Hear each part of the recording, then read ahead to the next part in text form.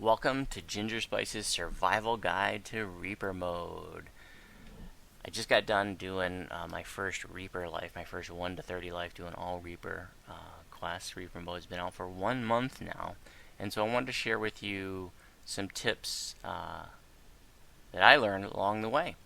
Uh, so this isn't meant to be any kind of like all-encompassing guide. I just want to share, with the channel viewers to help you get up and running with some helpful tips. And so I'm going to share you 20 tips that I think are going to be really helpful. And I'm hoping that like everybody, if you've been up and running with Reaper mode already, so you're going to know most of this stuff. But I'm hoping everybody that watches this video is going to have, there's going to be at least one thing on this list that maybe is something you didn't realize, you didn't think of. Well, we'll see. That's kind of an ambitious goal. But Reaper mode is still very new, so I think we're all still learning these things. And but I'll tell you what, I've been having so much fun with Reaper mode. I have more fun in the last month in DDO than I've had in the last year. I mean, just having a riot with these Reaper. I also died more times in the last month than I have in the last year, but it's just been awesome.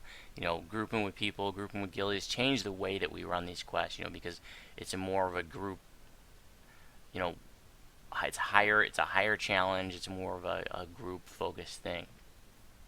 So it's a lot of fun. I know there's some people that are poo-pooing on it, but hopefully you give it a look, give it a chance. Like I said, I've been having a lot of fun with it, and I think you can too. So before I get to the 20 tips, just generally speaking, Reaper mode is tough. This isn't a solo-friendly environment. More experienced players can definitely solo it.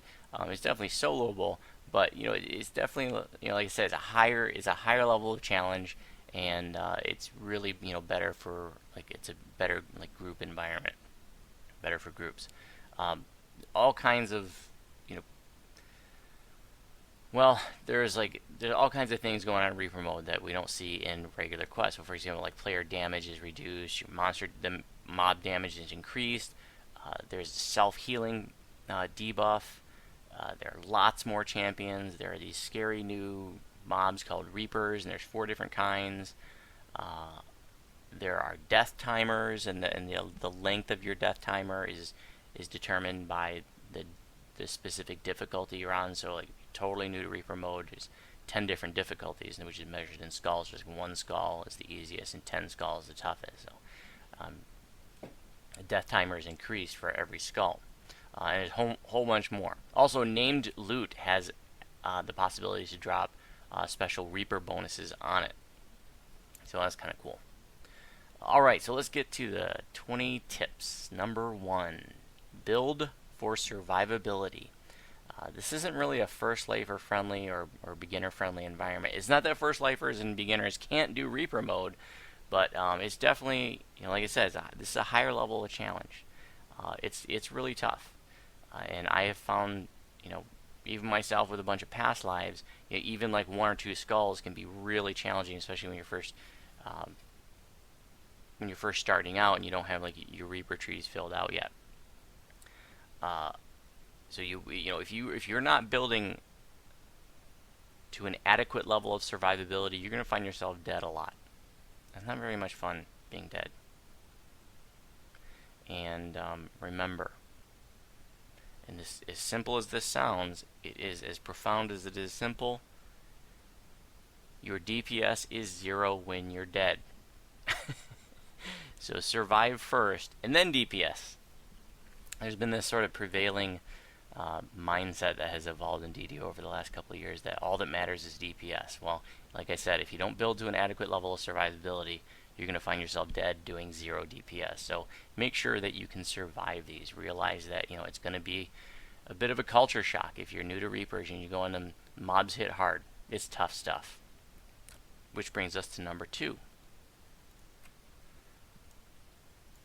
Building for survivability, the tank tree. So there's 3 different trees in Reaper mode. There's the Dread Adversary, which is the melee and ranged tree, Dire Thaumaturge, which is the caster tree, and then Grim Barricade, which is the tank tree. So if you're just starting out, this tree is going to be valuable for everybody. I mean, having Extra Con, this has a lot more hit points that come along with every action point you spend here. Added PRR, you can get added dodge, you can get added saves. So This can be especially helpful when you're first starting out in Reaper mode. So do consider that no matter what kind of toon you are, do consider investing in this tree first. You don't have to. That's just my advice. Okay, number 3, work together. Also over the last couple of years, DDO has become quite the solo grounds. And you may have heard some people say that, even when you're in a group, it's just sort of like 6 people soloing the quest. But it's really going to work to your benefit if you work together. If you're all running around everywhere, it's you're going to find yourself dead. So you work together, stay together, and you will be much more successful in Reaper mode. And by the way, I'll pull this back up real quick. So doing my 1 to 30 life doing Reapers, I got about 200,000 Reaper XP. It's a separate XP pool. And I wasn't maximizing my Reaper XP, which is I'm going to talk about in a minute. So I probably could have gotten maybe closer to 250,000 Reaper XP going to 1 to 30. So it just gives you an idea about how much Reaper XP you're going to get doing a life. Okay, working together leads me right into number 4, and that is don't zerg. If you zerg off and you spike a dungeon alert, you're going to make it a hell of a lot tougher for everybody else. If you start aggroing Reapers, especially like these Fear Reapers, they have this deadly AoE aura that like affects the entire dungeon. So if you run ahead and you aggro these Fear Reapers and then die, and the rest of your party can't get to you fast enough, and these Fear Reapers start stacking up dots on the rest of the party, that can cause a party wipe. So don't zerg in Reaper mode. Number 5, a balanced party is really valuable. And so for those of you who like the more iconic or traditional roles in a party, are going to really like Reaper mode. So the traditional roles like DPS, tank, healer, crowd control, trapper, all are way more valuable in Reaper mode than in recent years in DDO, I guess those traditional roles have become less and less critical as we've gotten more and more powerful. Power creep, past lives, all this stuff. A lot of groups are running without healers, and just everybody's self-healing. But a healer is just giant in Reaper mode because, like I said, there are self-healing debuffs, but you can heal others at full strength. So healer is giant, crowd control is huge. Trappers are great. If you have a good tank, it's amazing. It's going to make an amazing difference. So it doesn't mean you have to have a perfectly balanced party before you do Reaper mode, but just know that all of those roles are very valuable, and the more of those roles you can fill, the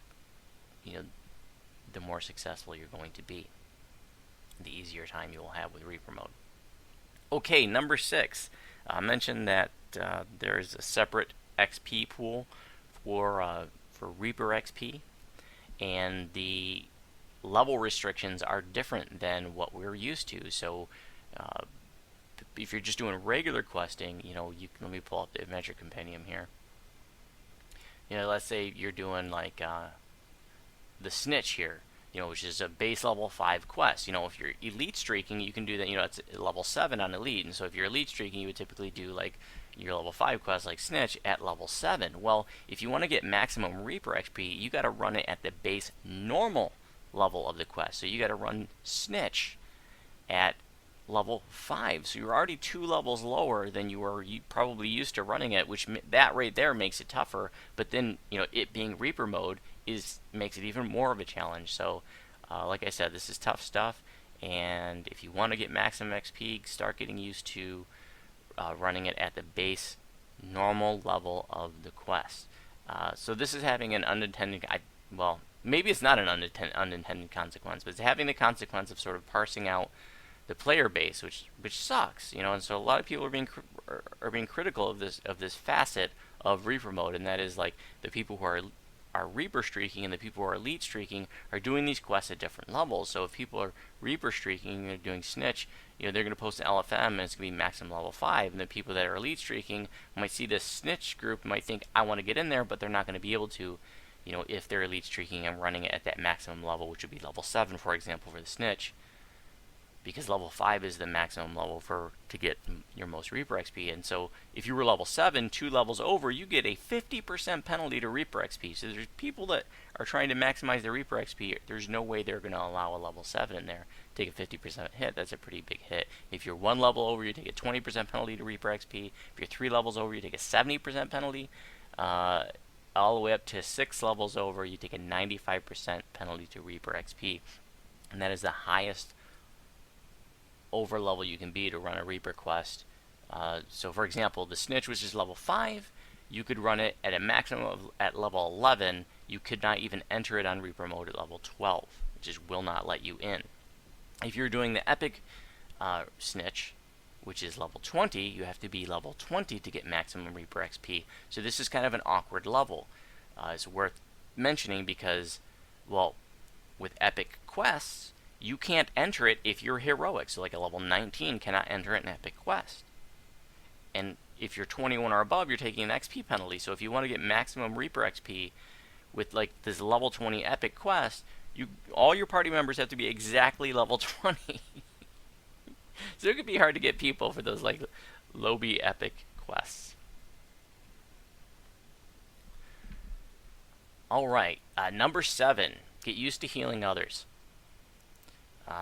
You know, we've been used to healing ourselves for a while. I think probably most people have anyways. I mean, you definitely, you definitely should have a way to heal yourself, but get used to healing others.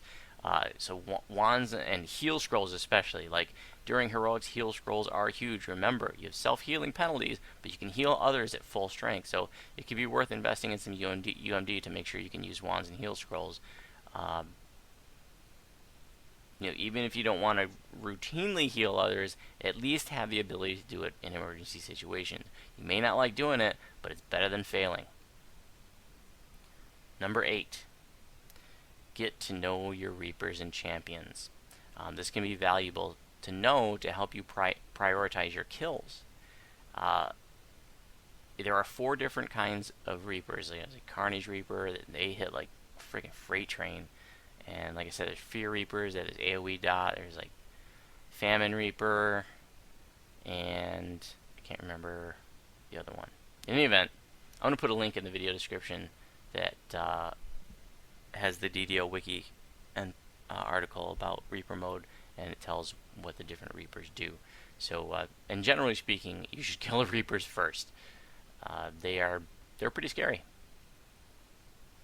But also good to know your champions. Champions are labeled now, so you're going to see like, Hero's Soul and, Fey Touched or whatever. It's good to know like what their strengths and vulnerabilities are. And it doesn't mean you have to go memorize the chart. And I'm going to put a link to a nice write-up that somebody did in the forums.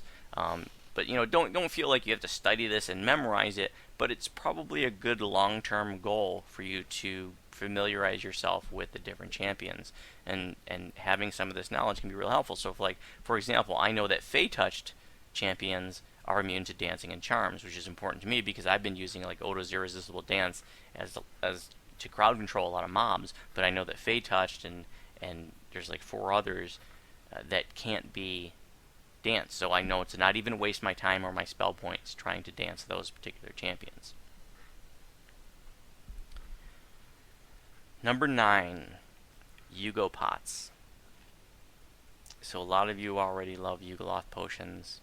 If you're not familiar with them, once you get 75 Yugoloth favor by doing Amaranth quests, then you have access to the Yugoloth vendor. And they have these potions. There are 6 different potions that correspond to your 6 different ability scores. And so, for example, the Yugoloth potion, Essence of Desire, is the Constitution one. So normally I like to have these on every tune, and when I TR, I would like to have 100 stack, is what I would typically do. Well, I wish I had about 300 of these in this past life, because these were huge at low levels. It's 20 extra hit points, and you get +2 stacking cons, so there's some extra hit points as well.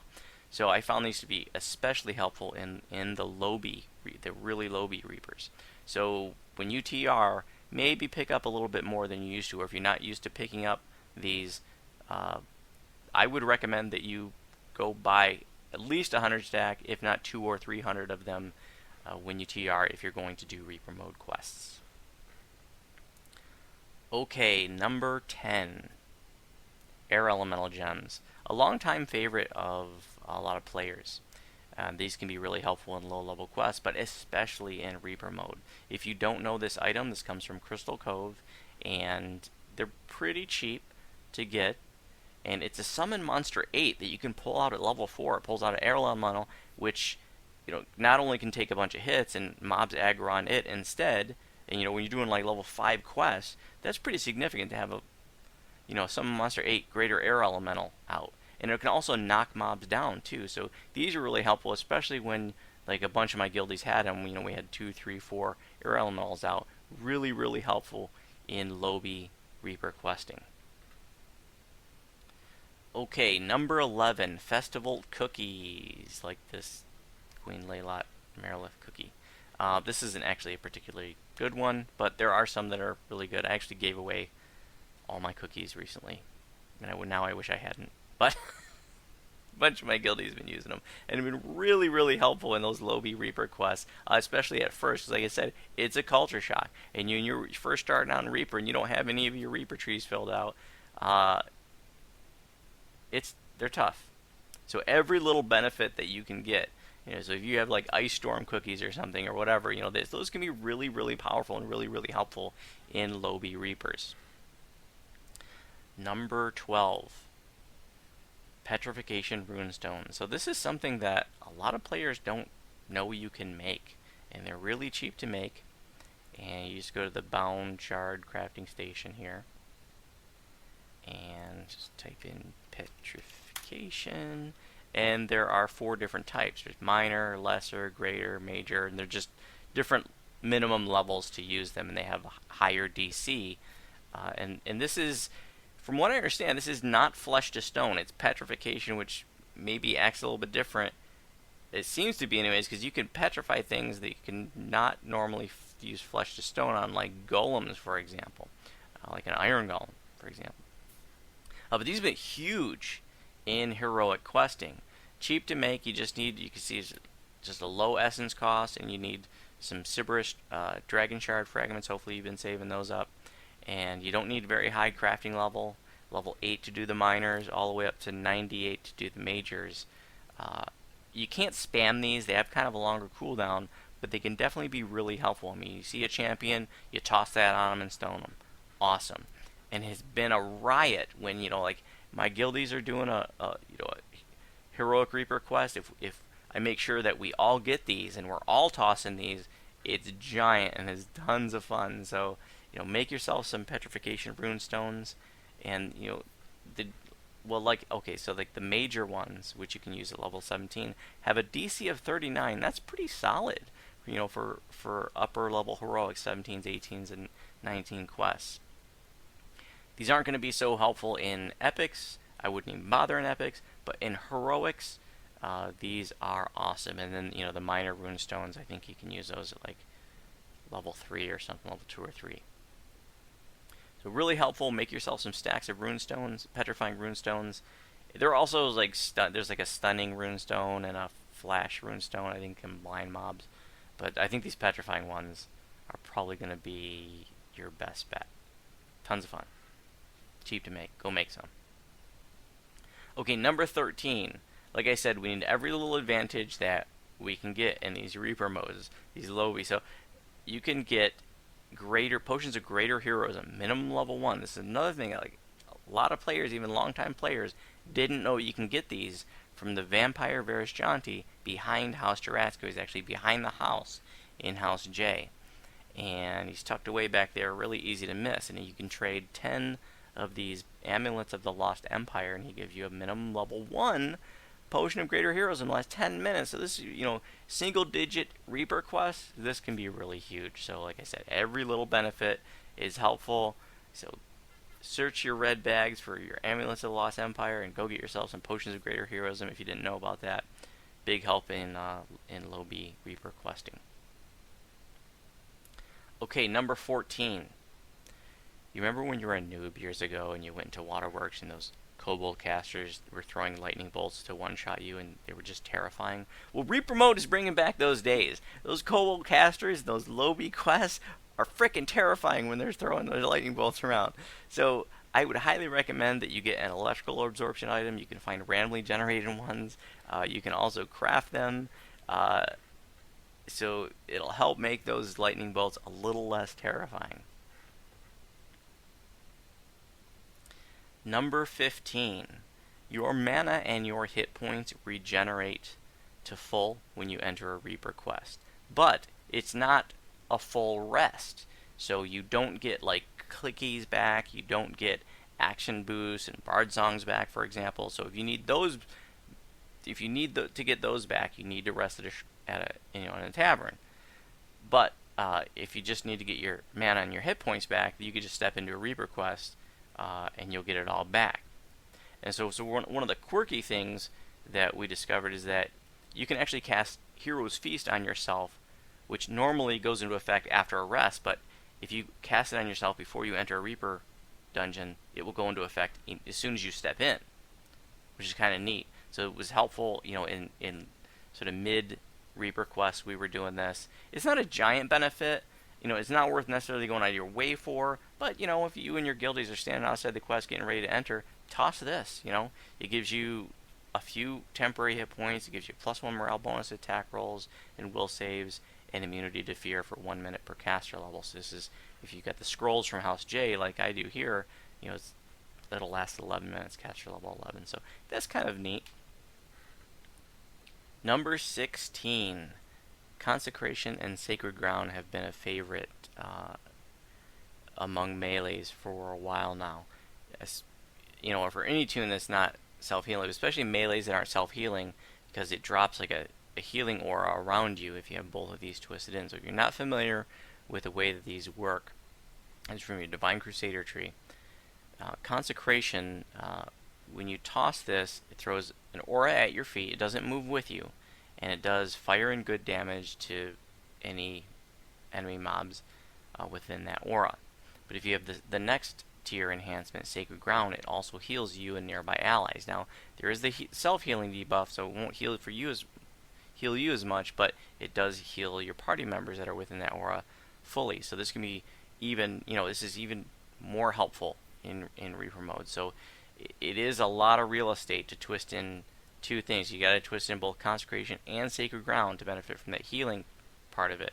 So it's pretty expensive, but if you can work it in, it's pretty huge. Not only are you healing yourself and others, you're doing some DPS too. So really nice. Definitely consider it if you can work it in. If you've never used it before, give it a try. It's lots of fun and really helpful. There's also this next tier, Crusade, which gives you and allies within the aura 10% bonus to damage of your attacks, but that can be extremely expensive to try to twist that into. I mean, you could, but probably going to be a little too expensive for most of you, but you do have that option. Number 17.